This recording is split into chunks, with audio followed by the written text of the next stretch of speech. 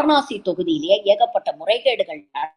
In fact மோடிக்கு எதிராக போட்டியிட்ட அஜய் ராய் தேர்தல் நடக்கும் பொழுதே சொன்னாரு, இங்க முறைகேடு நடந்துகிட்டு இருக்கு, நரேந்திர மோடியை ஜெயிக்க வைக்கணுங்கிறதுக்காக இங்க ஏகப்பட்ட கள்ள ஓட்டுகள் போட்டுட்டு இருக்காங்க அப்படிங்கறத தேர்தல் நடக்கும் போதே அவர் பதிவு பண்ணார். அதே மாதிரி பாத்தீங்கன்னா தேர்தல் நடக்கும் பொழுது முதல் 3-4 சுற்றுகள்ல நரேந்திர மோடி பின்தங்கி இருந்தார். அதுக்கப்புறம் பாருங்க, திடீர்னு தேர்தல் ஆணையம் அப்பப்போ அப்டேட்ஸ் போடுறத நிறுத்திட்டாங்க. கிட்டத்தட்ட 150 நிமிடங்கள் 2.5 மணி நேரம் தேர்தல் ஆணையத்துக்கிட்ட இருந்து வாரணாசி தொகுதிக்கான எந்த அப்டேட்டும் வரல. எதிர்கட்சிகள்லாம் கொந்தளிச்சதுக்கு அப்புறம் தான் அப்டேட்ஸ திரும்ப போட ஆரம்பிச்சாங்க. அப்படி திரும்ப போடும்போது பாத்தீங்கன்னா, அடடா ஆச்சரியம், நரேந்திர மோடி லீடிங்ல இருக்கிறாரு, இதுல ஏதோ திருட்டுத்தனம் இருக்குன்னு இவருக்கு எதிராக போட்டியிட்ட அஜய் ராய் அன்னைக்கே பதிவு பண்ணாரு.